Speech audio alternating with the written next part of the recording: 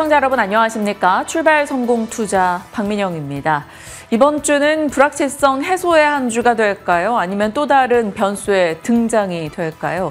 일단 우리 시간으로 내일 새벽이면 트럼프 상호관세 관련해서 구체적인 내용을 전달받게 될 겁니다. 상호관세 내용을 받아들고 그 이후의 움직임에 초점을 맞춰봐야겠죠. 물론 일각에서는 보편관세에 대한 얘기도 함께 나오고 있습니다. 결국 불확실성 해소 측면에서 그 뉴스를 기다려야 하는 입장이고요. 이번 주 금요일 오전에 헌법재판소의 탄핵심판 선고도 주요 변수로 자리하고 있는데요. 어제는 이 뉴스가 전달되고 정치적 불확실성 해소로 해석되며 시장이 강하게 힘을 받아갔습니다. 우리 장에 이번 주 어떤 일들이 벌어질지 같이 예의주시하면서 각각의 전망까지 정리해 보도록 하겠습니다. 일단 뉴욕장의 소식부터 확인해 보시죠. 뉴욕 증시 4월의 첫 거래일이자 2분기의 시작이었습니다. 아주 거칠었던 1분기의 장세를 그대로 이어받으면서 오늘도 높은 변동 거래를 지속했습니다. 나스닥과 S&P 500 지수 각각 0.9%, 0.4%의 상승으로 진행된 반면에 다우 지수만이 약보합 마감을 했죠. 백악관 측에서 내일 있을 관세와 관련해서 발표가 좀 있었습니다. 내일 오후 4시에 발표를 할 것이다. 그렇게 되면 우리 시간 기준으로는 새벽 5시쯤이 되거든요. 아마도 내일 이 방송을 통해서 저희가 상호관세의 세부 사항들을 전부 다 정리해드릴 수 있을 것으로 보입니다. 지금 시장의 관심사는 그러다 보니까 이 관세의 강도에 온통 쏠려 있는 상황입니다. 뉴욕타임스에 따르면 모든 국가와 상품에 20%의 단일 세율이 부과되는 방안 여러 옵션 가운데 한 가지로 지금 검토되고 있다라는 소식이 들려왔습니다. 그러니까 단일 관세 20%가 될 수도 있고 나라마다 상이한 이 차등 관세가 부과될 수도 있고 그야말로 내일 발표될 때까지 알 수가 없는 흐름이고요. 오늘 발표됐던 경제 지표들 역시도 이런 시장의 불안감을 키웠습니다. 일단 노동부가 발표하는 2월 구인 건수가 시장의 예상치를 밑돌았습니다. 노동시장 위축에 대한 부분을 시사했고요. ISM 제조업 PMI, 이제 우리나라 입장에서는 이 지표가 중요한 이유가 우리나라 수출에 대한 선행 지표격 역할을 하기 때문인데요. 49로 발표가 됐습니다. 예상치를 밑돌았고 50선을 하회했기 때문에 경기 위축 국면을 시사하고 있는 것이죠.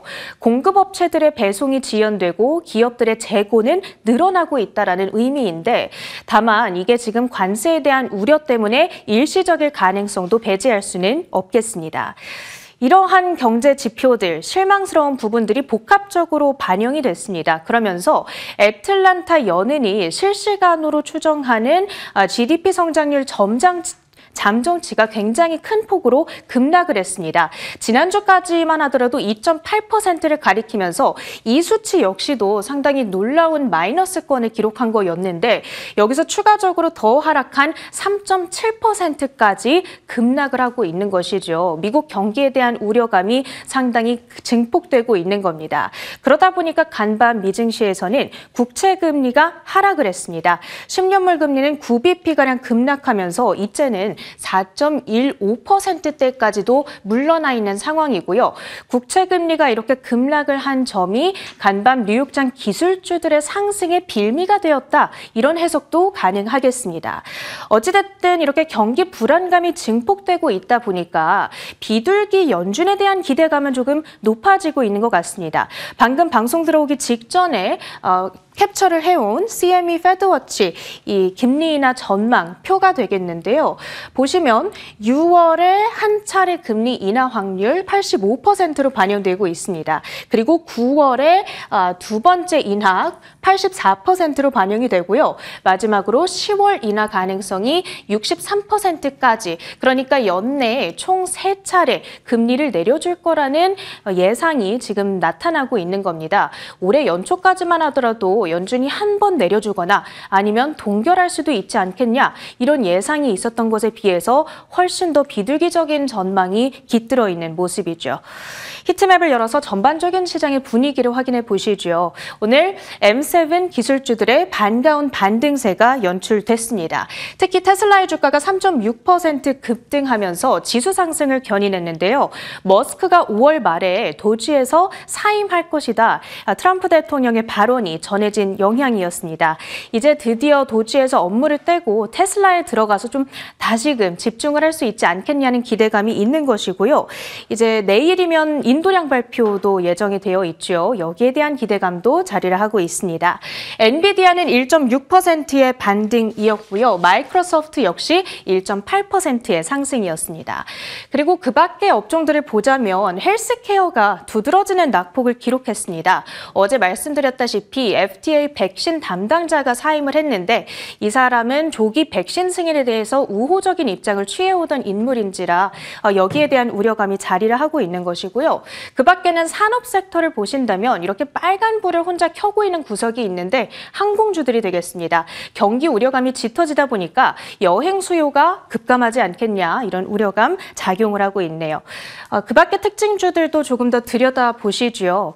이 테슬라가 그 도지 사임 소식 속에서 주가는 올랐습니다만 유럽 안에서의 판매량이 상당히 부진하다는 데이터가 3월로 또 나타나고 있습니다. 3월 유럽 판매량이 전년 대비 40에서 60% 급감을 한 것이고요.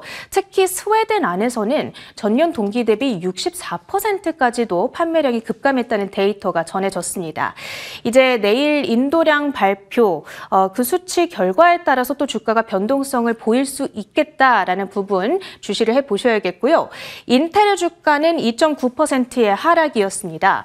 CEO가 비핵심 사업의 분할 가능성을 시사했는데 다만 칩스법 지원이 보류될 수 있다라는 상무장관의 언급이 있었다 보니까 이 부분이 반도체 주들에 대한 투심을 어느 정도 압박하는 요인으로 작용을 했습니다. 그럼에도 불구하고 TSMC의 주가가 이렇게 오를 수 있었던 이유는 무엇일까요? 웨이퍼 생산 목표를 월 3만 개로 제시를 했습니다. 이 소식이 긍정적으로 작용을 했습니다. 마이크로소프트의 경우에는요, 이제 오픈 AI, 챗 GPT 아마 여러분들께서 많이 사용을 하고 계실 텐데요.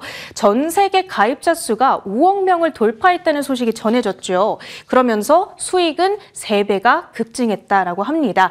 마이크로소프트는 오픈 AI에 투자를 하고 있는 기업이다 보니까 이 점이 MS에도 긍정적일 거란 분석에 힘이 실리고 있고요. MS의 주가 2% 가까운 급등, 원자력과 전력망 관련주들도 간밤 뉴욕 증시 안에서 좋은 시세를 내줬다는 점 체크를 해주시면 좋겠네요. 그 밖의 특징주들 보겠습니다. 중국 관련주들도 일부 오름세를 나타냈는데요. 테무의 모 회사죠. 핀두어도 관세를 부과하게 되면 테무에 타격이 있지 않을까라는 우려감이 지금 자리하고 있습니다만 그래도 중국 안에서의 소비 증가, 수혜가 있을 수 있겠다. 그 기대감 속 주가 3%대 뛰어 올랐고요. 샤오펑은 3월 인도량 성적이 좋았습니다. 전년 대비 270%의 급증세를 기록하면서 1.2%의 상승세.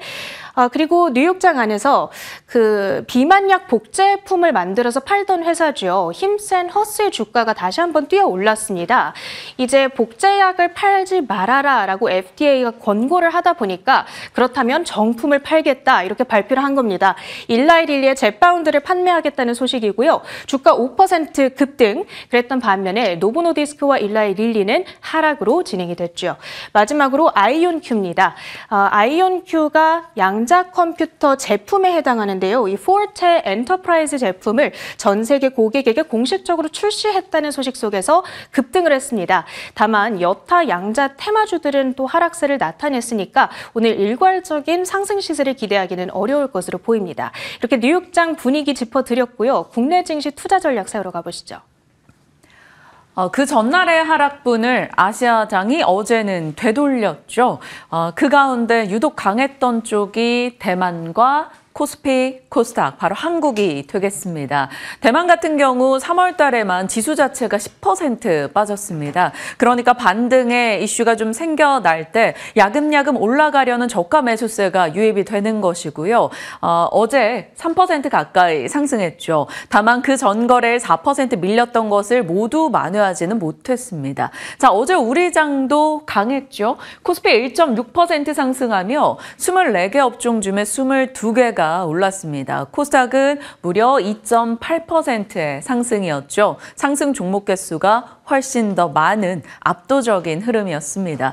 유독 우리장이 이렇게 강할 수 있었던 이유는 무엇일까요? 하나씩 보시죠. 아시아 증시가 그 전날에 낙폭이 좀 과대했다라는 인식도 있었고요. 펀더멘털 측면에서 3월 달 수출 데이터가 나왔는데 수출 개선 품목이 꽤 많았던 것도 힘을 실어줬습니다. 그리고 그 전날의 하락을 좀 되돌리듯 삼성전자, 하이닉스, 한미반도체 등의 반도체 진영에서 상승이 있었죠. 이 중 SK하이닉스와 한미반도체는 그 전날에 공매도가 너무 집중되면서 어제장에서는 공매도 금지 종목이기도 했었습니다. 조금은 더 가볍게 어제 3% 상승을 기록한 SK하이닉스이고요. 한미반도체도 상승을 유지했죠. 자, LG에너지솔루션과 포스코 퓨처엠 등의 2차 전지 종목군들은 어제도 좀 약했습니다. 공매도 영향을 좀 지속받아갖고 있지 않나라는 분석이 나오고 있죠. 그리고 우리장에 어제 더 강한 시세 분출이 있을 수 있었던 것은 정치적 불확실성 해소에 대한 기대감 영향이겠죠. 헌법재판소가 4일 우리 금요일이죠. 오전 11시에 윤석열 대통령의 탄핵 심판 선고를 내리겠다라는 소식을 전했습니다. 일정이 계속 좀 밀린 측면이 있었는데 일정이 잡혔다라는 것에서 정치적인 불확실성이 해소될 수 있다라는 기대감으로 반영이 됐고요. 즉각적으로 환율이 움직였습니다. 1,476원에서 1,472원으로 상승해서 하락으로 환율이 전환하는 모습이 나타났죠. 그러면서 외국인 수급이 추후에 잇따르지 않을까라는 기대감도 일부 등장했습니다. 동시에 정치 테마 관련한 종목들도 엄청난 변동을 보였는데요. 상한가 종목도 꽤 많았고요. 동신건설, 이스타코, 부방, 대상홀딩스, 누구누구 관련주 등등의 종목군들이 어지럽게 움직임을 보였습니다. 그 외에는 이제 금요일에 미디어로 보도될 것이기 때문에 그 시청률 등에 대한 기대감이 있겠죠. IMBC, YTN, SBS 등의 주가 올라갔고요. 카카오 그룹주도 즉각적으로 반영하면서 카카오 그룹주 또한 강세였습니다. 어제는 이 이슈가 장중에 가장 크게 시장에 좀 영향을 주지 않았나 이렇게 풀이할 수 있겠습니다. 그리고 어제 저희 시간에 살펴봤었던 한화의 승계 작업 뉴스, 기업 가치 훼손에 대한 우려가 일부 해소되면서 한화, 하나시스템, 하나오션, 하나에어로스페이스 등의 하나그룹주들 전반적인 강세였습니다. 지주사 하나도 5% 뛰어 올랐고요.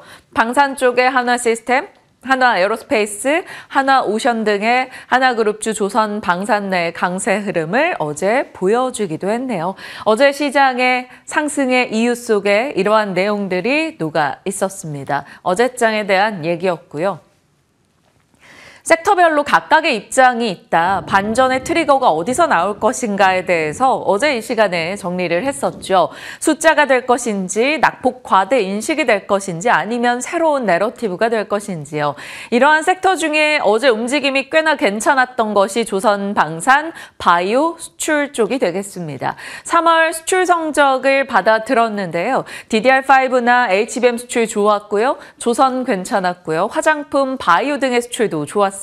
수출이라는 키워드가 좀 밑바탕을 깔아주면서 바이오와 화장품, 방산, 조선 쪽에서 강세 흐름이 나타났죠. 조선은 현대미포조선이 유독 강했습니다. 엑슨모빌이 중국 조선소로부터 건조와 LNG BV 두 척에 대해서 계약을 좀 보류했다라는 소식이 들렸는데요. 이것에 대한 수혜, 한국이 만약 가져오게 된다면 HD 현대미포가 올라갈 수 있다라는 기대감이 좀 작용했습니다. 그리고 어제장에서 8%의 상승을 기록했죠. 거기에 동성화인텍 등의 이제 본행제 업체들의 주가도 나름 괜찮았는데요. 아무래도 본행제 수주 잔고가 계속 올라가고 있다라는 것과 국민연금에서 지분을 조금 늘렸다라는 소식 등의 영향을 함께 받았습니다. 어제 6%, 조선기자재 쪽에서 움직임이 있었고요. 방산 쪽에서는 자주국방 트렌드 플러스 선조정과 한화그룹주의 체크가 필요하다라고 말씀을 드렸었죠. 한화그룹주 어제 오너일과 관련한 리스크가 조금 해소되면서 올라가는 모습이었었고요. 거기에 방산주가 함께 따라갔습니다. 이집트가 FA50에 대해서 이제 수입을 하는 것에 대한 얘기가 중국 언론을 통해서 나왔습니다. 어제 이제 방위산업별로 수출 파이프라인을 정리해드린 바가 있었는데요. FA50을 떠올리시면 한국항공우주가 이어져야 됩니다. 한국항공우주 어제 이러한 영향 속에 일부에서 지분을 늘렸다라는 공시까지 더해지면서 6% 상승세를 기록했습니다. 다른 방산 대비해서 못 갔었다가 뒤늦게 좀 강하게 따라갔었는데요. 역시나 다른 방산주와 함께 최근에 조금 조정을 받았었죠. 선 조정에 힘을 받고 어제 6%의 상승으로 8만 원권을 바라보면서 거래를 마쳤습니다. 이러한 일부분의 반전 시나리오 등이 나오고는 있는데 더 강하게 힘을 받게 될 수 있을지는 조금은 더 시간을 지켜볼 필요가 있겠습니다. 바이오 같은 경우는 암학회 일정도 있기 때문에 그런 종목들 유독 좀 더 강하게 올라가기도 했네요.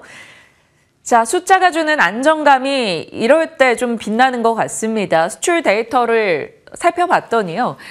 일평균 반도체 쪽의 수출 금액이 늘어났습니다. 그리고 어제 공매도 금지 이슈와 맞물리며 SK하이닉스가 3% 올랐고요. 일평균 수출 금액 기준 급증한 것이 SNS텍 어제 5% 상승세였습니다. EUV 공정 모멘텀이 있었죠. 그리고 아모레퍼시픽 기초화장품 수출 물량이 급반등 보였다라는 소식에 대형주에서 아모레, 코스맥스 올라갔고요. 원택이 어제 굉장히 강했습니다. 3월 미용기기의 수출 데이터를 봤더니 수출 금액과 수출 단가가 역대 최대를 기록했다고 하네요. 클래시스, 비올, 원택 이런 쪽이 함께 수출 호조를 이뤄낸 건데 어제장에서는 유독 원택이 강하게 급등하며 장대 양봉을 만들어내기도 했습니다. 오늘자에서는 여기 관련한 증권사 보고서는 아모레퍼시픽 내용이 업데이트가 됐고요. 화장품에 대해서는 잠시 후에 미나 앵커가 자세히 살펴주실 겁니다. 다만 이 수출 혹은 수주 잔고 이런 것에 힘입어서 어제 이렇게 상승 특징주들이 꽤 눈에 띄었었는데 하나증권에서는 3월의 수출 호조는 선방하긴 했는데 먹구름이 끼기 전에 잠시 햇살이 비친 정도로만 파악을 하고 있습니다. 4월 관세 압박이 있기 때문에 일정 부분 수출이 좀 둔화될 여지를 열어둔 게 아닐까 싶은데요. 추후 움직임을 살펴봐야 될 것 같습니다. 어제장은 올라가는 종목도 많았고 특징주도 꽤나 많이 눈에 띄었네요. 자, 또 다른 특징주 중 하나 MLCC 업체를 넣어봤습니다. 아모텍인데요. 2년 동안 중단됐던 중국 전기차 업체향 MLCC 공급 재개 이슈가 올해 초에 있었죠. 그 덕분일까요? 작년에 50% 넘게 빠졌던 아모텍이 올해 들어서 100% 이상 올라가고 있습니다. 소리 없이 이렇게 강하게 상승세를 시현하고 있었네요. 이렇게 꾸준하게 우상향을 그리다 살짝 조정받는 듯 했는데 어제장에서 무려 16%의 급등이 나오기도 했습니다. 올해 영업이익 흑자로 돌아설 것이다라는 기대까지 개인 투자자들이 참 좋아하는 턴어라운드가 되겠죠. 어제 기관과 외국인의 매수와 함께 16%의 급등이 나오기도 했습니다. 자, MLCC 쪽에 아모텍의 상승, 그러면 삼성전기는 뭘 하나 하고 열어봤더니요. 작년에 19% 빠졌는데 올해 아직까지 상승률 4%, 수급적으로도 아직 빗보일 뉴스가 보이진 않습니다. 외국인 기관의 동반 매도가 어제장에 있기도 했네요. MLCC 이야기도 참 많이 드리는 것 같은데요. AI의 변두리 위에 있는 MLCC입니다. AI 중심의 GPU, HBM 혹은 AI 인프라 등이 자리하고 있다면요. 약간의 변두리 쪽에서 MLCC도 한 켠을 차지하고 있는데요. 왜냐하면 AI가 온 디바이스에 침투를 하게 되면 결국 MLCC 탑재량도 올라갈 수밖에 없기 때문입니다. AI 폰은 기존 스마트폰 대비 탑재량 15% 늘어나고요. AI PC 또한 마찬가지입니다. AI 서버 역시나 범용 대비 5배에서 10배 가까이 MLCC 탑재량이 늘어나죠. 자율주행 전기차도 3배 이상의 MLCC 탑재 증가를 가져오게 됩니다. 결국 MLCC는 적층 세라믹 콘덴서입니다. 전력을 댐처럼 모았다가 풀었다가의 역할을 해주죠. 결국에는 전기가 사용되는 거의 모든 분야에 들어가게 된다라는 것이고 그 전력이 사용되는 분야는 거의 다 AI를 마주하고 있기 때문에 탑재량이 올라갈 수밖에 없다라는 스토리이죠. AI 관련해서 MLCC도 변두리로 체크를 해둔다면 MLCC 생산사들 삼성전기, 삼화콘덴서, 앞서 봤던 아모텍이 있고요. 필름 제조업체 혹은 MLCC 판매사 혹은 대주전자재료처럼 소재 생산 쪽 이렇게 나눠볼 수가 있겠습니다. 참고용이고요. 일단 시장에서는 주로 보는 것은 삼성전기와 삼화콘덴서, 아모텍 등이 되겠죠. MLCC 쪽의 관전 포인트는 꽤 많습니다. AI를 필두로 한 신규 디바이스가 나오는가도 중요하고요. 엔화의 움직임도 체크가 필요하겠죠. MLCC 쪽의 세계적 강자가 바로 일본 무라타이기 때문입니다. 엔화의 움직임에 따라서 엔화가 강세를 기록할 경우 한국 업체들의 가격 경쟁력이 더 올라갈 수 있다는 것도 떠올려 볼 수가 있겠네요. 자, AI의 변두리 MLCC, 아모텍의 특징주로서 살펴본과 동시에 같이 한번 연결해 봤습니다. 자, 그 밖에 시간의 뉴스들 들여다보죠. 요즘 중요한 내용은 참 시간에 많이 나오는 것 같더라고요. 한화 승계 뉴스도 그 전 거래일 시간에서 나왔다시피요. 어제도 이러한 뉴스 등이 있었습니다. 삼성전자 DX 부문장 직무대행에 MX 쪽의 노태문 사장이 임명됐다라는 소식이 들려왔죠. 갤럭시 시리즈 개발을 주도했던 인사입니다. DX 부문장 직무대행으로 오게 됐는데요. 일정 부분 이 수장의 변수로 인한 리스크를 최소화하겠다라는 삼성의 입장이니까요. 이것이 종목에 어떤 영향을 주기보다는 이슈 측면에서 알아두고자 가져와 봤습니다. 자, 그리고 HLB가요. HLB 생명과학을 흡수합병하겠다라는 공시를 내놨죠. 합병으로 HLB 생명과학 주주들은 HLB의 신주를 취득할 수 있게 됩니다. 합병 비율은 1대 0.117 정도가 되겠고요. 합병 기일은 8월 1일이네요. HLB 측에서는 리보세라니 판권과 수익권의 통합이 일어날 수 있다라고 당연히 회사 측에서는 긍정적으로 언급을 할 수밖에 없습니다. 일단 시간 외에서는 HLB 5%의 상승으로 거래를 마치기도 했습니다. 이러한 뉴스 오늘 장에 어떻게 반영될지 확인해 보시죠. 자, 시장 여러 가지 이제 우여곡절을 겪고 있는 상황에 리스크의 정점을 지나가길 기다리면서 여러 내용 등을 어제 이 시간에 희망회로로 돌려봤죠. 어제 장에서는 관세 관련한 일정이 임박했다라는 점에서 재료 노출로 기대를 하는 시각도 있었고요. 국내 정치 리스크가 금요일 오전에 일정이 명확히 픽스되면서 해소될 것이라는 기대감도 작용이 됐습니다. 지금부터는 어제는 환율의 안정이 있었고 양봉도 나왔습니다. 이제 중요한 건 외국인의 수급이 어떤 향방을 보이는가, 매도가 진정되는가 살펴야 되고요. 유동성이 여전히 없습니다. 거래 대금이 적은 편 이죠. 이 부분이 다시금 회복세를 보여줄 수 있을지. 그리고 금요일 11시 전까지는 정치 테마주 트레이딩이 엄청나게 진행될 것이라는 점을 고려해서 내 포트에 대해서 혹은 시장의 특징주들을 좀 구분해서 보실 필요가 있겠다 싶습니다. 그리고 전체적으로는 시장에 미국의 경기 침체 관련한 내용이 좀 잘 극복이 돼야 될 텐데요. 일단 밤사이 다시 한번 경기 침체에 대한 우려감이 등장하긴 했습니다. 뉴욕 증시는 혼조로 거래를 마쳤죠. 경기 침체에 대한 우려가 등장한 분야는 이겁니다. 졸츠 구인자 수 부진 소식이 들려왔죠. 고용시장이 조금 약화되고 있다라는 것이고요. 3월 ISM 제조업 지수가 50 아래로 떨어졌습니다. 위축 국면으로 진입이 됐다.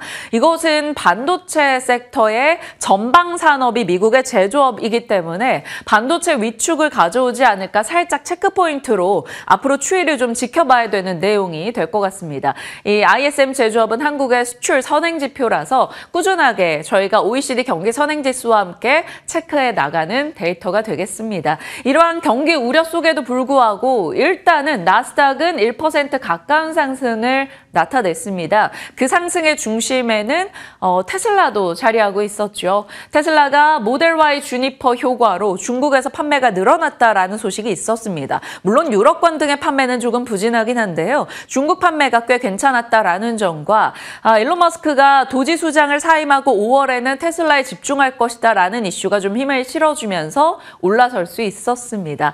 그 덕분에 나스닥도 강했던 거고요. 국채금리가 떨어지면서 엔비디아가 1.6% 상승한 것도 힘을 실어줬죠. 시장에서는 이제 내일 새벽에 나올 관세에 대해서 집중하고 있습니다. 4월 2일 관세 내용이 나오면 그 즉시 발효될 것이다라고 백악관 측에서는 얘기했죠. 한국 시간으로 내일 새벽 5시경에 발표가 될 거니까 또 저희 시간에 같이 관련한 내용 업데이트해 드릴 겁니다. 자, 워싱턴 포스트 측에서는 백악관 보좌관들은 상호관세 평균 20% 부과를 제한하고 있다. 전체적으로 보편관세로 일정 퍼센테이지를 박아서 발표를 할 것인지 아니면 상호관세로 각 국가별 차등을 둘 것인지 지금 백악관 내에서도 의견이 굉장히 갈리고 있다라고 하는데요. 얼추 내용은 결정이 됐겠죠. 그 소식이 어떻게 나오는가 저희와 호흡하시면서 내일 살펴주시길 바랍니다. 자, 테슬라와 엔비디아는 괜찮았는데 앞서 보신 대로 일라이릴리가 부진했습니다. 제약관세 쪽 이슈가 부각되면 공급망이 좀 안 좋아질 수 있다라는 우려감이 제약 섹터의 센티를 좀 깎아먹지 않았나 이런 시각 등도 나오고 있네요. 어찌됐건 내일의 관세 이벤트를 앞두고 극심한 변동을 보였던 뉴욕장이 되겠습니다. 오늘 장에 어떤 영향을 줄지 같이 고민해 보시고요. 자, 오늘 연결고리를 통해서 시장의 내용들 한번 요약해 보죠. 우리 시장은 중립 이상으로 오늘 반응을 할까요?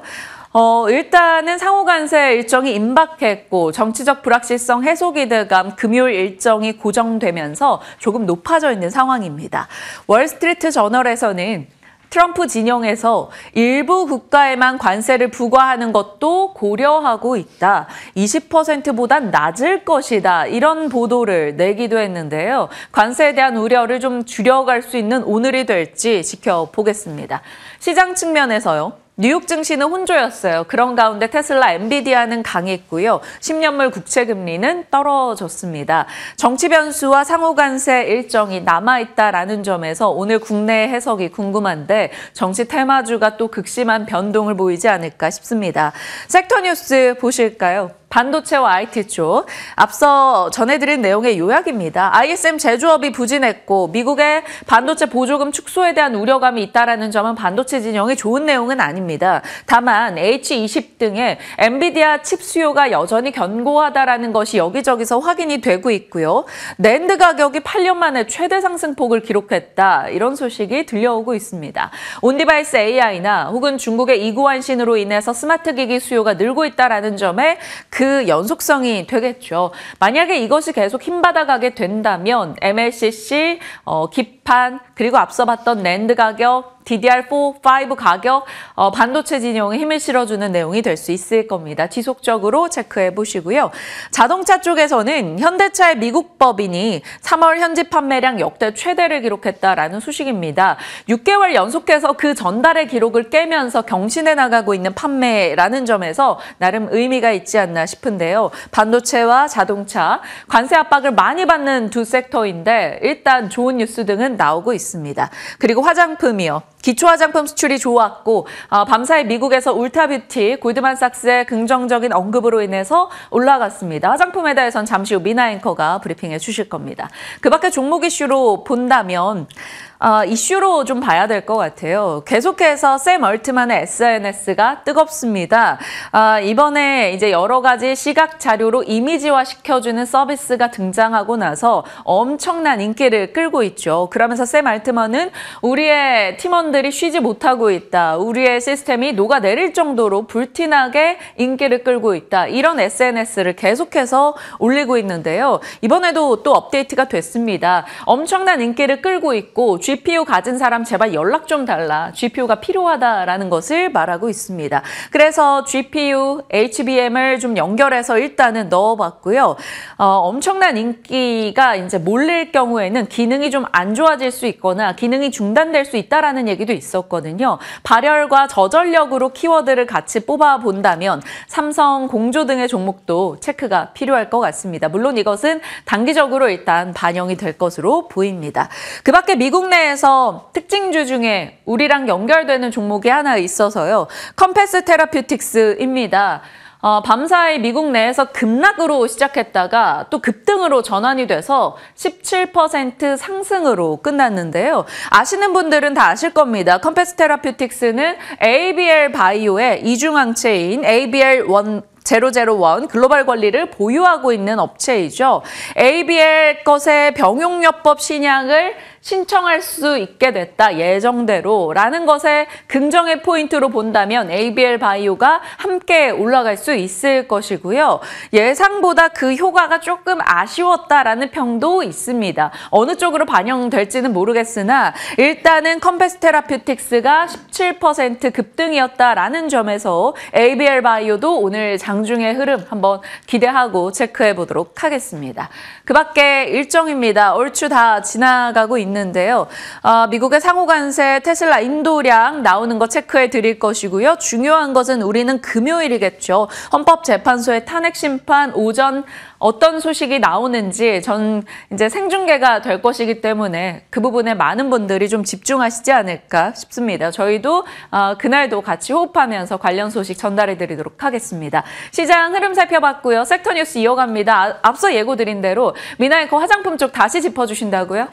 네, 제가 사실 어제 화장품이랑 미용 의료기기가 모두 다 잘 갔잖아요. 그래서 마지막까지 어느 섹터를 다룰까 고민을 하다가 미용 의료기기 쪽으로 좀 방향을 틀어봤습니다. 미용 의료기기 관련해서 사진 하나 보면서 이야기를 시작해 볼까 하는데요. 이 장면 많은 분들께서 아실 겁니다. 영화 해바라기의 가장 유명한 장면이기도 한데요. 이건 기회야. 형님들에게 잘 보일 수 있는 기회. 유명한 대사죠. 원래는 이 남자 주인공이 칼을 들고 있는데 뷰티 기기, 미용 의료기기이다 보니까 주사기를 손에 쥐어줬습니다. 이번에 중국 을 필두로 해서 해외 시장이 크게 열리고 있기 때문에 우리나라 뷰티 기업들 그리고 이 미용 의료기기 기업들에게는 큰 기회가 되지 않을까, 이 부분에서 투자 포인트를 짚어봤는데요. 어떠한 내용들이 있었을지 그리고 어디서 기회를 포착해 볼 수 있는지 먼저 뉴스 헤드라인부터 살펴보도록 하겠습니다.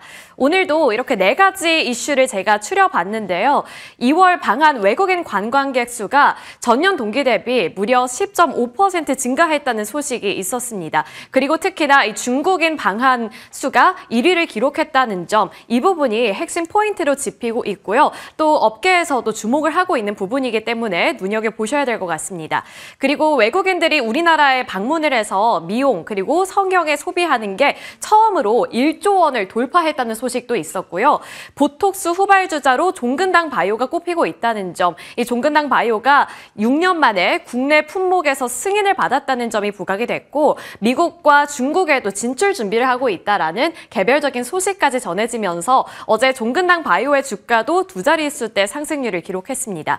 그리고 마지막으로 정부가 이제 3분기 중에 중국인 단체 관광객을 대상으로 한시적 비자 면제를 추진할 것으로 보인다라고 전하면서 이 뷰티, 미용, 의료기기 투어를 할 때도 의료 관광에 대한 수요가 더욱더 늘어날 수 있지 않을까에 대한 기대 포인트를 높이는 뉴스들이 계속 쏟아지고 있는 요즘입니다. 자, 여기서 먼저 종근당 바이오의 반전 소식, 보톡스와 관련해서 더욱더 큰 성장을 이어갈 수 있을까, 그리고 주가도 튀어오를 수 있을까를 핵심으로 잡아봤는데요. 먼저 주가 차트 보시면 사실 피어 그룹들, 피어 기업들이 작년과 올해 튀어오를 때 종근당 바이오는 거의 잠잠하게 죽어가는 듯한 주가 흐름을 기록했습니다. 계속해서 주가가 많이 내렸는데 어제 갑자기 빵 뜨기 시작했고요. 종근당 바이오가 2자릿수 자릿수 대 상승세를 나타내면서 장대 양봉을 만들어냈습니다. 일단 상승률 추이도 함께 살펴보시죠. 먼저 종근당 바이오는 전일 상승률만 17%대로 굉장히 강했고요. 다만 2024년과 2025년의 등락률을 합쳐보면 나머지 기업들, 휴젤이라든지 파마 리서치 같은 주사기를 통해서 받는 시술 기업들 대비 현저하게 적은 상승률을 가져갔다는 점, 마이너스를 기록했다는 점도 눈에 띄고 있습니다. 그런데 어제만 이렇게 두 자릿수 대 상승률을 기록했다고 강조해드리고 있잖아요. 이 종근당 바이오는 어떠한 움직임을 나타내고 있는지 사업 현황도 함께 살펴보도록 하겠습니다. 종근당 바이오는 이제 보톡스 개발 6년 만에 국내에서 품목 허가를 받았다라는 소식 전했고요. 국내에서 머무르는 것이 아니라 특히나 중국 시장을 정조준할 것이다 라는 포부를 밝히기도 했습니다. 종근당은 과거에 휴젤의 톡신 제품을 판매한 이력이 있고요. 또 휴원스의 톡신 제품을 판매하고 있다는 점도 부각을 받고 있기 때문에 레퍼런스가 참 많다는 점에서 이번에도 성과를 낼 수 있지 않을까에 대한 기대감이 높아지고 있는 상황입니다. 그리고 2022년 1월에는 중국 기업인 큐티아 테라퓨틱스와 함께 보톡스 공급 계약을 체결했는데 만약에 중국에서 이 품목 허가를 받을 시에는 향후 15년 동안 중국과 홍콩, 마카오, 대만 등의 제품을 공급할 수 있게 된다는 점에서도 기대감이 높아지고 있습니다. 이에 종근당 바이오 관계자는 중국과 미국 등 대형 시장을 중심으로 품목 허가를 진행해서 글로벌 시장 점유율을 높이는 것이 우리의 목표다라고 포부를 밝혔습니다. 자, 종근당 바이오가 결국에는 중국 시장을 공략해서 매출을 땡겨 올 것이다 라고 포부를 밝힌 상황이잖아요. 그만큼 이 보톡스 시장 그리고 뷰티 시장과 관련해서는 중국 시장을 우리가 무시할 수 없습니다. 그렇다면 이 중국의 보톡스 시장은 어느 정도의 규모일지 성장 전망도 함께 살펴보셔야 될 것 같은데요. 2017년에는 약 3,590억 원 규모의 시장이었습니다. 그런데 업계에서는 2025년 그러니까 올해까지는 약 1조 7,500억 원까지 시장이 확대될 것으로 전망하고 있는 상황인데요. 그러면 국내 기업들 중에서는 누가 조금 더 우위에 있는 것일까? 관련 기업들은 어느 정도의 지금 위치에 와 있는지도 정리를 해봤습니다. 우선 가장 대표적인 기업이죠. 휴젤입니다. 휴젤은 중국에서 2020년에 품목 허가를 완료했고 지금 시판 중에 있습니다. 국내 유일 중국 판매 기업인데요. 그러니까 나머지 기업들은 아직 중국에서 판매를 하고 있지 못하는데 휴젤만 지금 중국에서 시판을 하고 있다는 점 보셔야 될 것 같습니다. 그만큼 주가 반응도 굉장히 잘 나오고 있고요. 기관 투자자들도 최근에 연이어서 매수하고 있는 흐름, 그리고 주가도 가장 가파르게 상승하고 있다는 점 차트 보시면서 체크해 보시면 좋을 것 같습니다. 나머지 대웅제약 같은 경우에는 임상 3상은 완료를 했고 올해 시판을 하는 것을 목표로 두고 있기 때문에 대웅제약 관련해서도 관심 갖고 계셨던 분들이라면 이슈플로우 체크해 보시면 좋을 것 같고요. 나머지 메디톡스, 휴원스, 녹십자, 웰빙, 그리고 종근당 바이오는 아직까지는 중국 시장에서 준비 과정에 있다는 점, 그래서 조금은 시간이 걸릴 수도 있다는 점은 참고해 보셔야겠습니다. 자, 휴젤이 가장 대장주격이라고 말씀을 드렸는데요. 얼굴도 채워주는 만큼 차트도 채워줄 수 있을까? 사실 이 휴젤은 너무 많이 가파르게 상승하기는 했습니다. 어제도 35만 8천 원의 신고가를 기록했고요. 전일 상승률 거의 5% 가까이 되는 상승률을 기록했기 때문인데요. 올해 이렇게 가파르게 상승하고 있는 휴젤이지만 그럼에도 불구하고 증권가에서는 눈높이를 낮추지 않고 있습니다. 왜 그런가? 그 이유들을 4가지로 정리해봤는데 우선 이번 달에 미국에서 이 보톨리눔 톡신 제품 레티보를 상용화할 것으로 보이기 때문에 미국 시장에 대한 기대감도 갖고 있는 상황입니다. 3년 내에 미국 메디컬 에스테틱 시장 점유율을 10%가량 달성하는 것이 목표다라고 밝혔기 때문에 만약에 이 10% 점유율 목표를 달성하게 된다면 가져올 수 있는 매출액과 실적도 빵빵해질 것이다라는 점이 부각이 되고 있고요. 아래 제가 적어놓기는 했는데 이 미국 시장 점유율 10% 목표를 달성 시에는 7천억 원의 매출이 전망이 된다는 점 보셔야겠습니다. 지난해 매출액이 3,730억 원이었는데 만약에 10%의 점유율을 미국에서 가져올 수 있다면 매출액은 거의 2배 가까이 증가할 수 있다는 점을 본 거죠. 그리고 미국뿐만 아니라 유럽과 중국에서도 영토 확장 및 시장 점유율 제고를 추진하고 있기 때문에 세계 3대 시장에서 모두 다 실적을 땡겨올 수 있지 않을까에 대한 기대 포인트도 갖추고 있는 상황이고요. 또 올해 중순에는 아마 아랍에미레이트에서 지금 사업을 본격화할 것으로 보이고 이뿐만 아니라 중동 지역에서 사업에 대한 기대감도 역시나 갖추고 있는 상황입니다.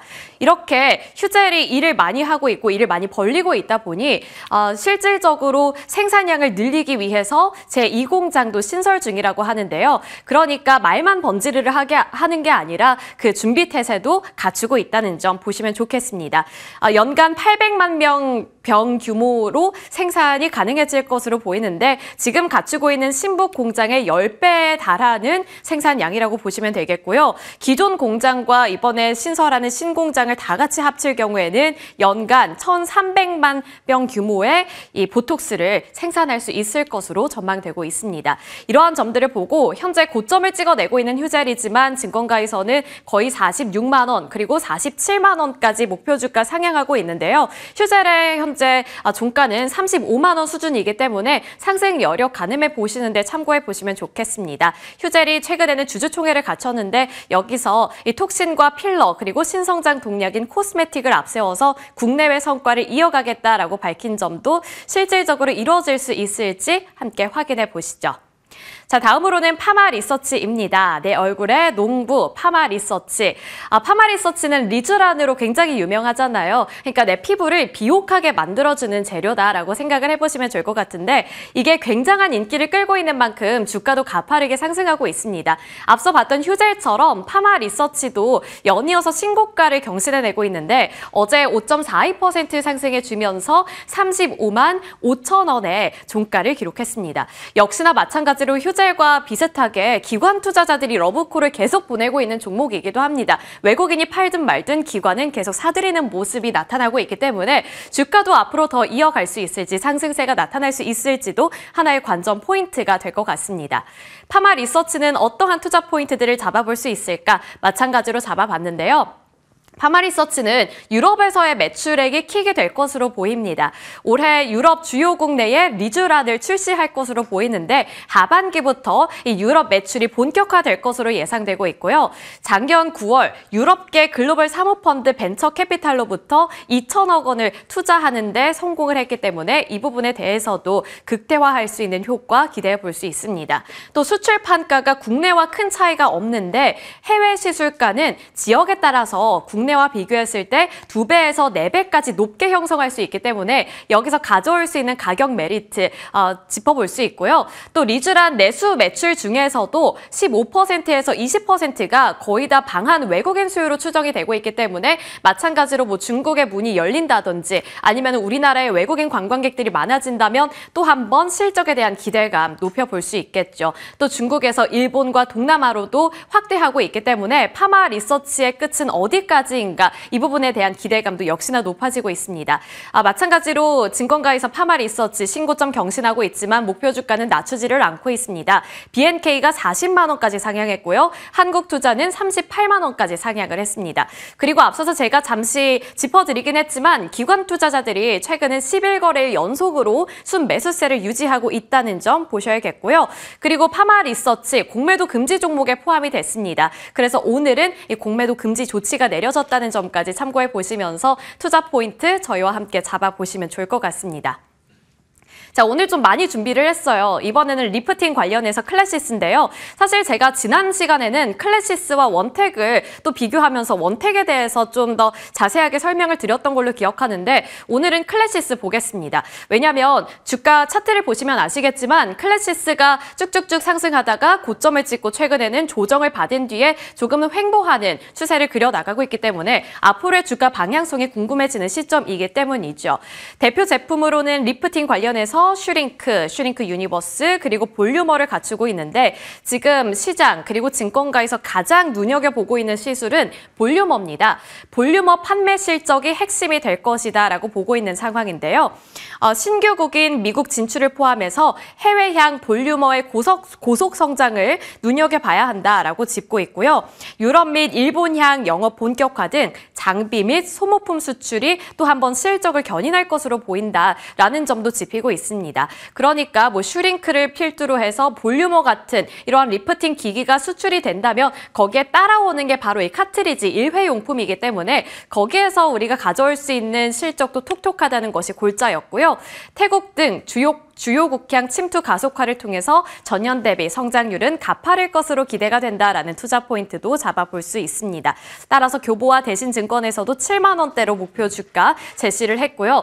다만 한 가지 보셔야 할 부분은 4월 1일 어제 자사주 처분 결정을 공시했다는 점 주가 보실 때 좀 반영을 해보셔야 될 것 같고요. 외국인 소진율이 상당히 높습니다. 73%를 돌파하고 있기 때문에 외국인들의 수급이 만약에 본격적으로 빠져나가게 될 경우에는 클래시스의 주가도 굉장히 많이 흔들릴 가능성도 무시 못하는 거겠죠. 따라서 리프팅 관련해서는 클래시스 참고해 주시길 바라겠고요. 동방 메디컬 보겠습니다. 지금까지는 제가 너무 많이 언급이 됐던 사실 많은 분들께서 아실 만한 종목들에 대해서 브리핑을 해드렸는데 이번에는 좀 후발주자 성격을 갖출 수 있지 않을까 싶은 동방 메디컬 준비를 해봤습니다. 동방 메디컬은 이 기업명에서도 느낌 받으시듯이 동양과 서양을 모두 다 조합시켜 놓은 미용 기기, 그러니까 미용 기업이라고 살펴보시면 될 것 같고요. 올해 신규 상장을 했습니다. 2월 달에 신규 상장을 했습니다.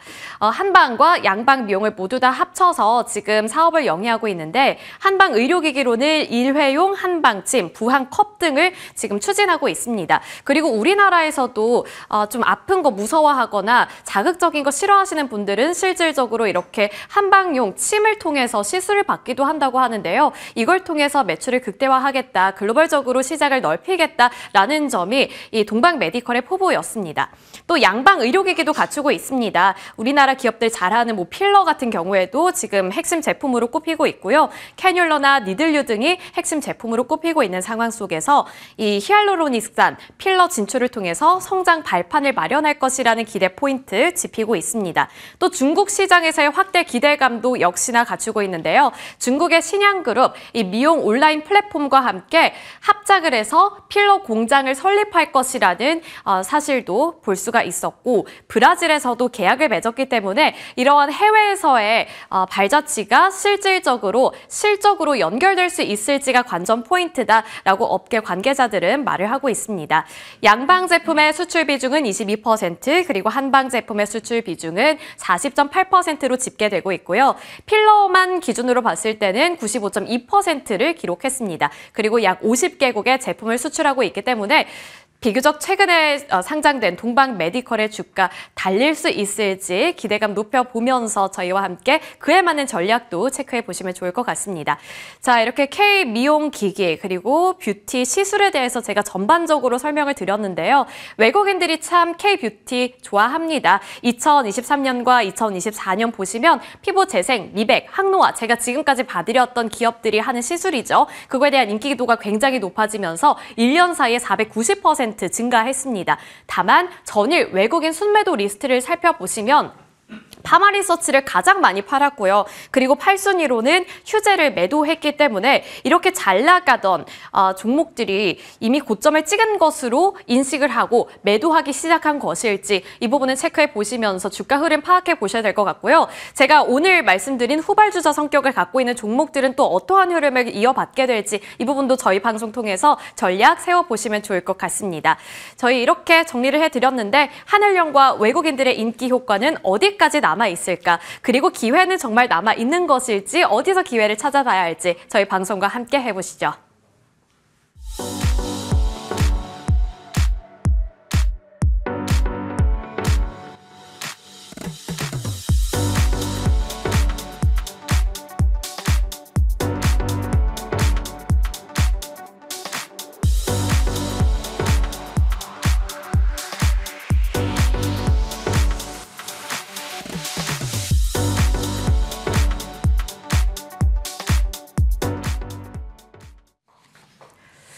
어떻게 될지 모르겠는 시장, 그래도 곳곳에 기대 요소도 남아 있습니다. 전략에 대해서 이분의 시선 받아보겠습니다. IBK 투자증권 함정남 차장님 오셨네요. 어서 오세요, 차장님.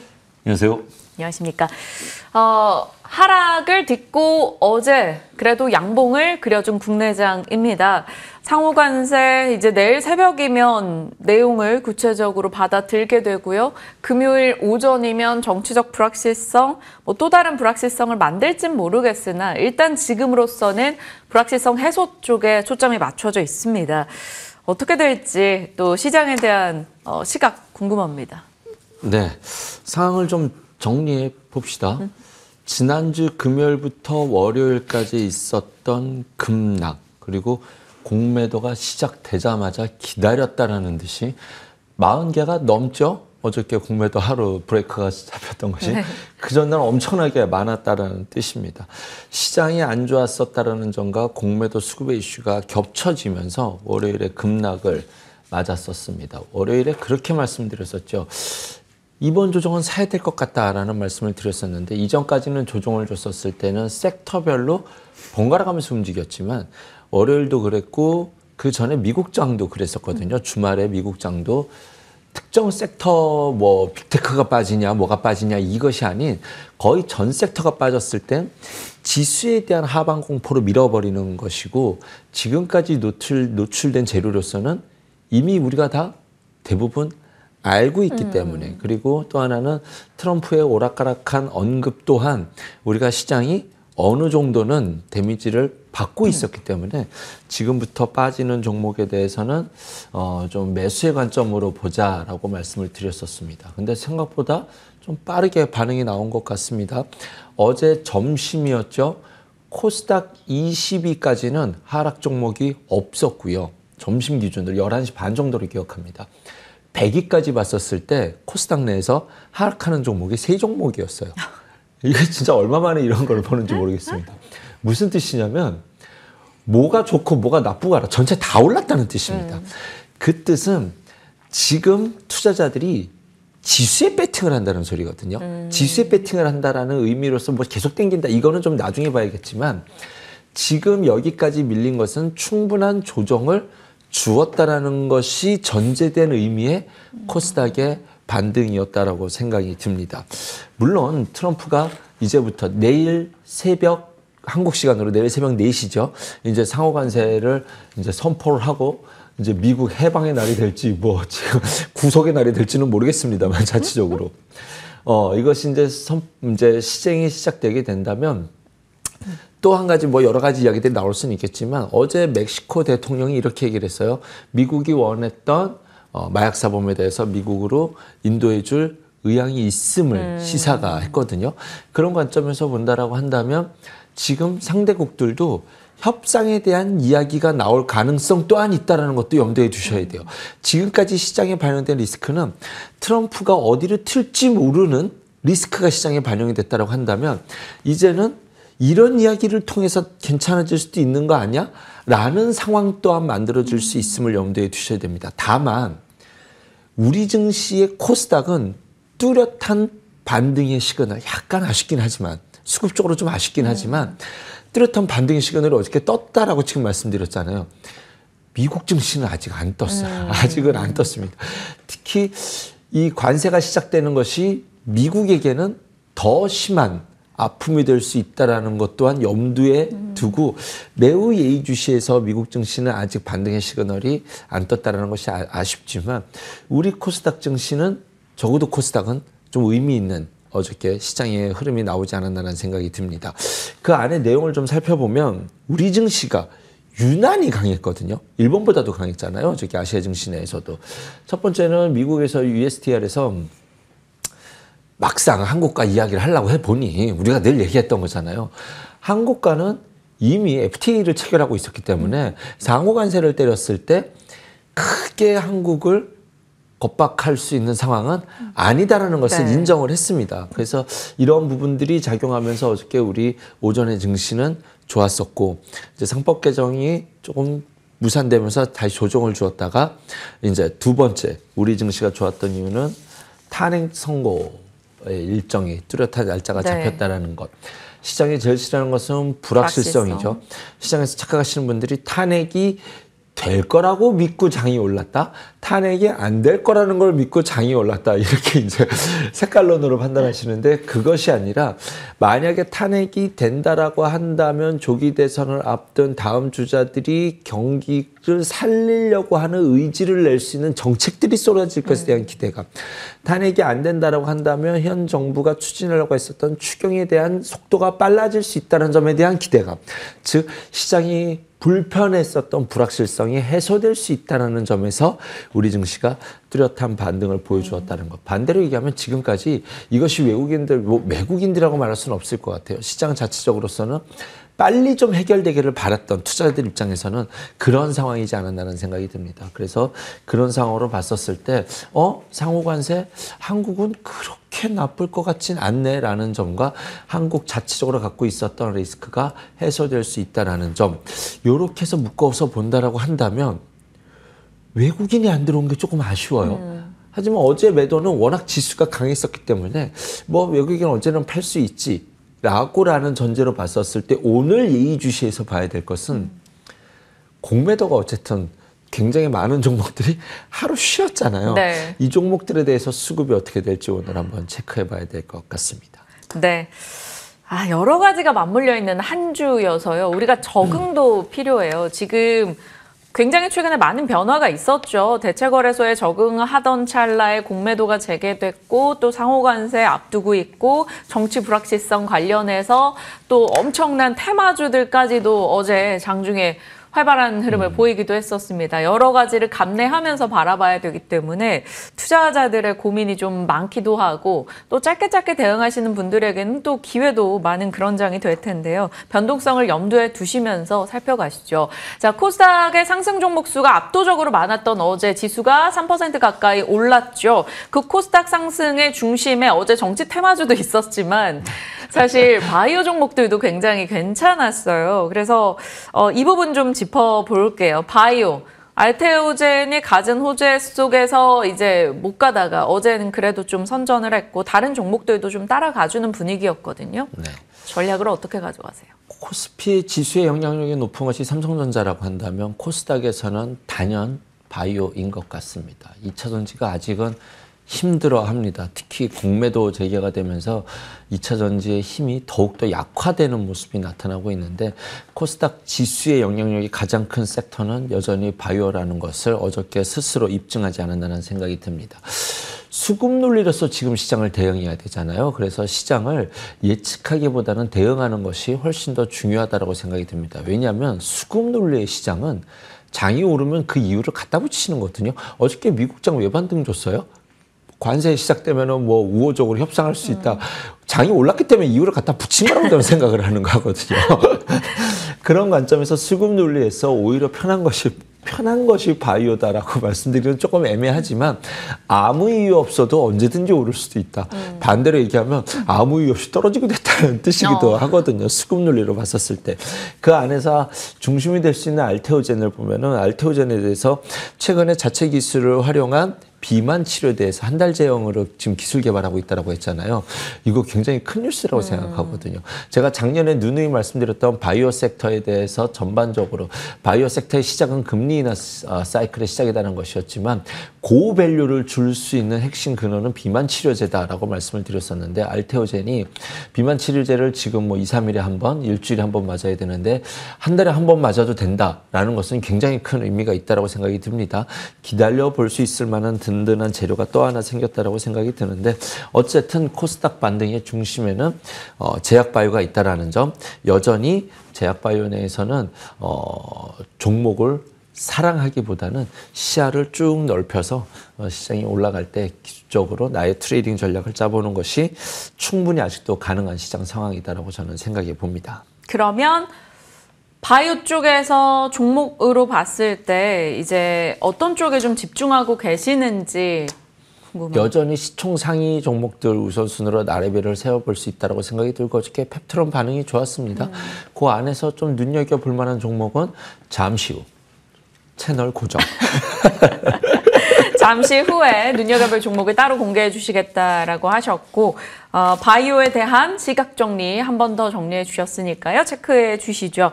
자, 그러면 바이오와 함께 저희가 코스피에 영향을 많이 주는 종목 삼성전자, 단연 반도체 쪽도 살펴봐야겠죠. 일단 수출 데이터로 놓고 봤을 때 반도체 쪽 괜찮았던 어제입니다. 그리고 하이닉스 어제 공매도 금지였기에 좀 더 편안하게 시세가 나기도 했었는데 반도체 진영에 대한 지금의 시각은 어떠신지요? 수출 데이터를 좀 볼게요. 3월 20일에도 한번 나왔었죠. 수출 데이터 괜찮다, 반도체 쪽이. 3월 통째로 봤었을 때 여전히 괜찮았습니다. 특히 반도체가 11.9% 증가했고요. IT 제품 전 품목이 작년 7월 이후 8개월 만에 플러스로 전환했다라는 좋은 뉴스가 나오고 있습니다. 이 부분이 핵심이에요. 제가 레거시 반도체를 좋게 보셔도 된다라고 했었던 부분이 지금까지는 B2B 사이클, 즉 아마존이 데이터 센터 짓는 이쪽의 사이클이 아니라 앞으로 봐야 될 것은 B2C 사이클, 소비가 바뀔 수 있다는 것, 노트북과 스마트폰 이런 것들이 교체 사이클이 왔다라고 말씀을 드렸잖아요. 그 의미가 반영이 되지 않았나라는 생각이 듭니다. 특히 무선 통신기기는 13.8% YOY 기준으로 디스플레이도 오랜만에 2.9% 상승으로 전환을 했습니다. 대미 수출은 2.3% 증가했고 대중 수출은 4% 감소했거든요. 오히려. 네.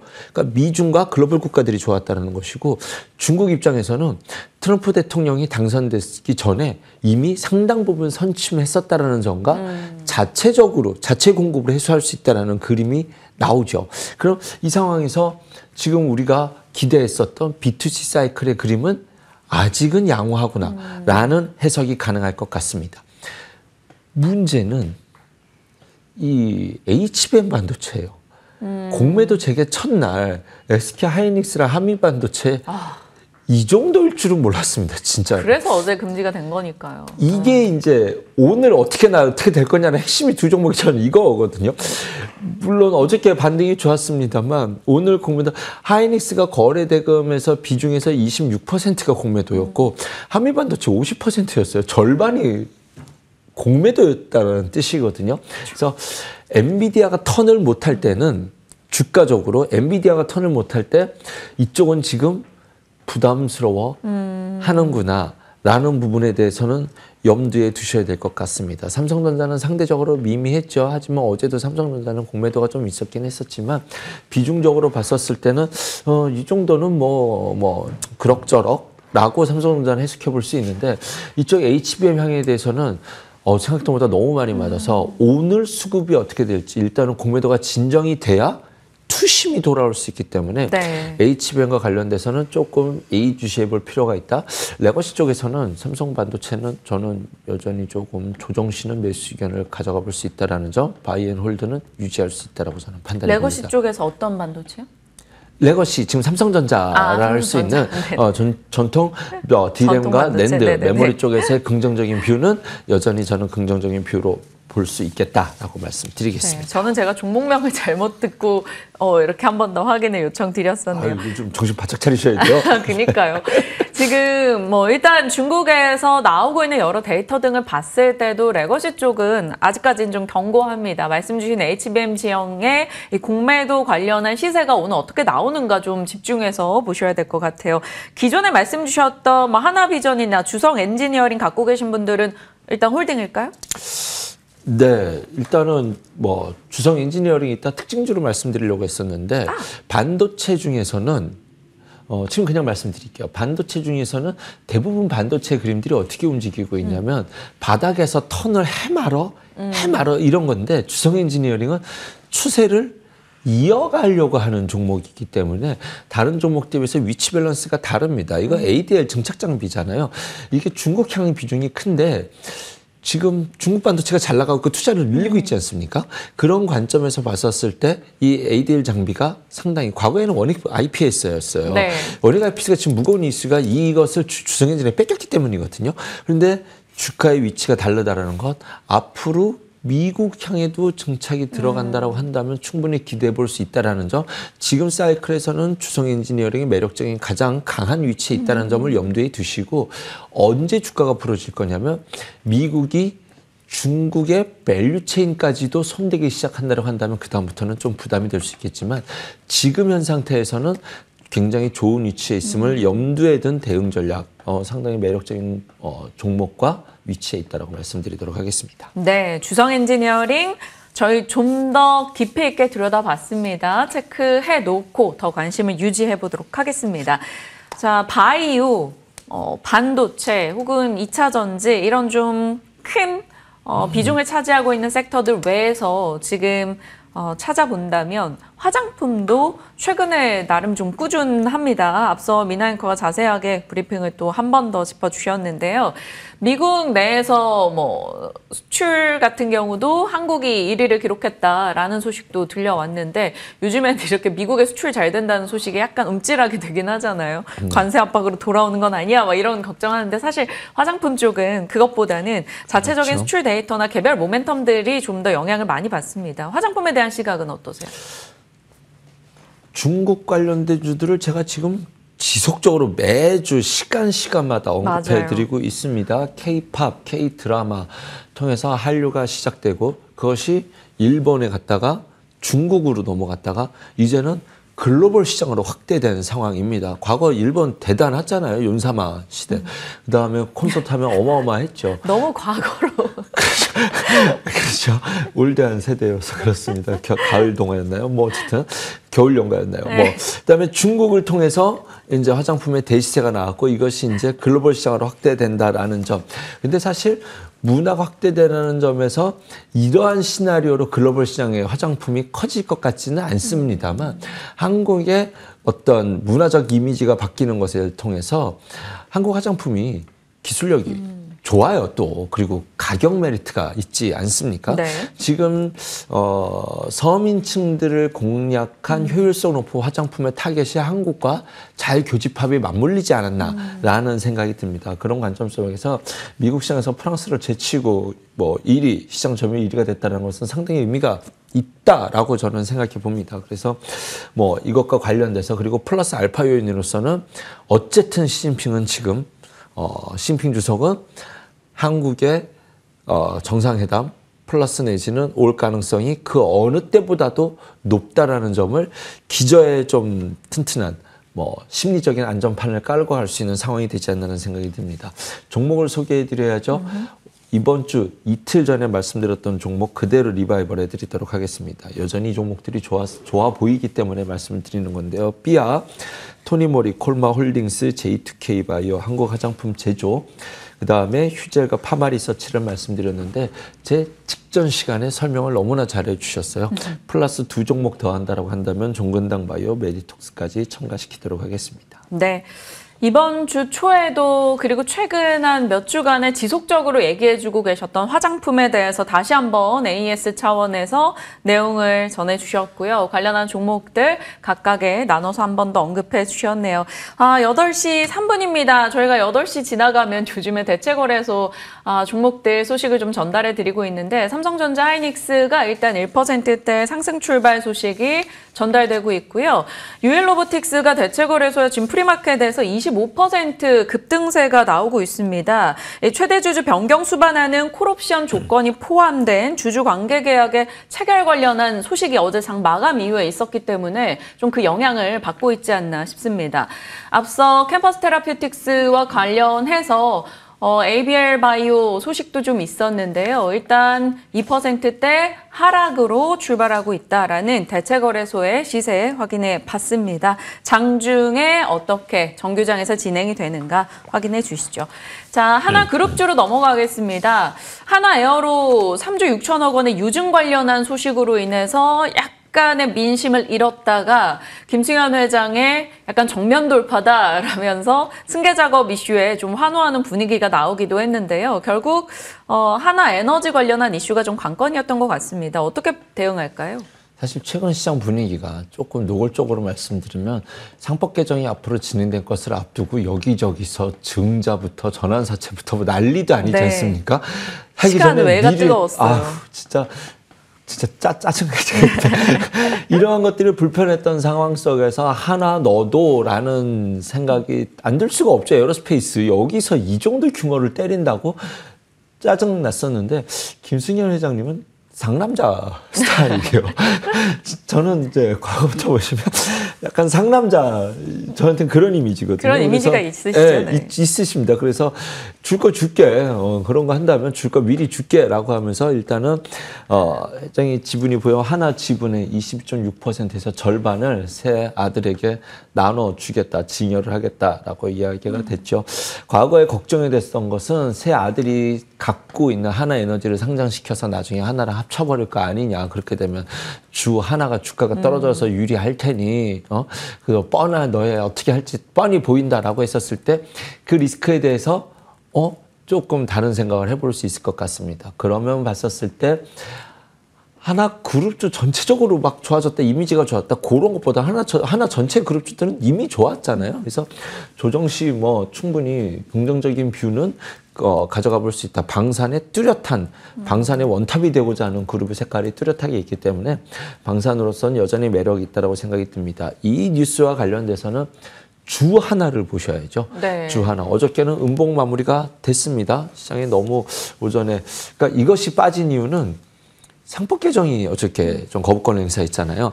그것 때문에 갈 뻔했는데 아쉽네라는 음봉이 나왔지만 자체적으로는 여전히 유효한 매력적인 이슈라고 생각합니다. 이 지분을 먼저 정리한 이슈는. 그래서 어제 음봉이 만든 것을 좀 수습할 수 있는 하락 브레이크가 잡히거나 의미 있는 단봉이 나온다고 한다면 아직 하나도 긍정적인 뷰로 바라볼 수 있는 종목이 되지 않을까 생각해 봅니다. 네, 한화그룹주에 대해서 살펴주셨고요. 자, 마지막 질문은 오늘장 좀 눈여겨보고 계시는 섹터나 종목에 대한 질문인데 앞서 제가 섹터별로 각 이제 지금의 현 이슈 등을 좀 정리한 표거든요. 함 차장님 화면 좀 봐주실까요? 반도체, 네. 방산, 조선, 뭐 바이오, 로봇, 엔터, 수출 이렇게 정리를 해놨는데 저 중에서 좀 공감 형성이 되는 쪽이 있으실까요? 입장에서 반전. 글쎄요, 지금 솔직히 저 안에서 이것이 좋다 나쁘다 이 논리 얘기가 아니에요. 시장은 계속 수급 논리로 대응하기 때문에 저 안에서도 종목별 차별화가 나오고 있잖아요. 그래서 타겟군을 잘 만들어 놓으셔야 돼요, 여러분들이. 그래서 올라가는 날 쫓아가기보다는 더는 안 빠지는 종목들을 째려보고 계시다가 그 안에서 출발하는 날 또는 그럴 때 분할 매수를 하면서 대응을 해보신다고 한다면 오히려 조금 내가 조금 대응하기가 용이하다. 왜냐하면 우리는 올라가는 종목을 보면서 내가 이것을 알고 있었던 호재, 나 이거 알고 있었는데 라는 착각을 하거든요. 진짜로 알고 있다고 한다면 빠질 때 예의주시해 보셔야 돼요. 그래서 최근에 안 올랐었던 종목들이 조정을 줬었을 때 조정을 줬던 종목을 언급하는 것이 요즘에 제 방송의 컨셉이에요. 화장품 엔터는 좀 올라갔었던 종목이죠. 화장품 안 올랐었던 종목을 찍어드리려고 했고 조선도 빠져 있었을 때 이럴 때 보시라고 말씀을 드리지 않았습니까? 그래서 저 섹터들 다 올라간다면 올라갈 수 있겠죠. 2차 전지는 좀 애매하긴 한데 2차 전지는 애매하긴 한데 시장을 빠졌을 때 이 내용이 좋은데 라는 시각으로 볼 수 있는 노력이 필요합니다. 올라갈 때 이거 좋은 줄 알았어요는 전 국민이 다 알 수 있는 거예요. 못 간데 다음에 이 종목의 타겟이 다음번에 순서가 될 수도 있지 않을까? 라고 예의주시하는 시각을 갖고 관심 종목 창을 잘 만들어 놓는 것이 지금 시장의 대응의 핵심입니다. 아, 진짜 약간 뼈를 맞은 느낌이에요. 그러니까 어설프게 아는 것과 진짜 아는 것의 차이는 올라갈 때 저거 알았는데 라고 아쉬워하느냐 아니면 떨어질 때 요때다 이렇게 해서 대응을 하느냐 그게 그렇죠. 이제 차이라는 점 한 번 더 저도 그렇고 많은 투자자분들이 좀 생각할 수 있는 내용을 던져주시지 않았나 싶습니다. 그러면 그래서 차장님 입장에서 요때다 하는 진짜 아는 거 뭐예요? 네. 종목. 주성 엔지니어링 아까 말씀드렸고요. 네, 바이오 말씀드리기로 했죠. 보로노이입니다. 보로노이. 빠질 때, 올라갈 때는 와 이거 비소세팜 폐암이에요. VRN 11. 이것이 이제 4월 5일이죠. 이때 미국 아마케에서 표적치료제 VRN11과 관련돼서 임상을 발표할 수 있는 기대감이 이제 있는 거잖아요. 막 올라갈 때는 야 진짜 여기서 좋은 임상 결과 기대된다. 이게 이제 약물의 용량을 증대한 결과로서 앞으로 추가적으로 증량이 가능하냐 이런 데이터가 나오는 결과거든요. 네. 그래서 지금 기대감이 있었기 때문에 주가가 올라갔다가 코스닥 밀리면서 다 빠졌거든요. 그러면은 저 꼭대기 주가가 올라 있으면 임상 결과가 좋을 것이다라는 기대감이 막 생겨요. 근데 주가가 빠져 있을 때는 아이 지가 안 되는 거 아니야? 라는 이 회사는 아무것도 한 게 없는데 우리의 심리만 막힌단 말이죠. 그러면 이럴 때 사두면 우리가 심리적으로 좀 안정적인 영역에서 대응 자체를 안정적인 영역에서 우리의 심리 게임을 할 수 있다라는 생각이 듭니다. 그래서 쓸려 내려가다가 어저께는 코스닥 지수도 의미가 있었고 기다려 볼 수 있을 만한 임상 결과 데이터를 앞두고 있다라는 점과 그런 것들이 좀 제가 아까 말씀드렸던 것이 여러 가지가 교집합이 있지 않나라는 생각이 듭니다. 단타적으로 대응했을 때도 쉽잖아요. 어저께 시가를 손절 라인으로 잡을 수도 있겠다. 좀 짧게 보시는 분들이라고 한다면 그래서 대응할 수 있는 가격 라인도 좀 대응이 가능한 위치에 있기 때문에 조정이 들어갔었을 때 매수 타이밍을 보자라고 말씀드렸던 저의 전체적인 시황의 뷰하고도 좀 맞지 않나라는 생각이 듭니다. 네, 2월 초반에 또 보로노이 말씀을 주셨었어요. 좋은 시세 났고요. 최근에 말씀 주신 대로 종목의 변화는 없었으나 심리와 함께 주가가 쓸려 나갔었던 상황에 어제 6% 지수와 함께 또 같이 올라줬습니다. 지금 이런 시점에 제대로 관심을 한번 가져보자라고 말씀을 주셨고요. 또 아무래도 4월에 아마케 등의 일정도 있어서 이런 제약바이오 개별 잘 살펴보시는 거 필요할 것 같습니다. 오늘 주성 엔지니어링과 보로노이로 기억 남을 시간이었네요. 함정남 차장과 함께했습니다. 고맙습니다. 감사합니다.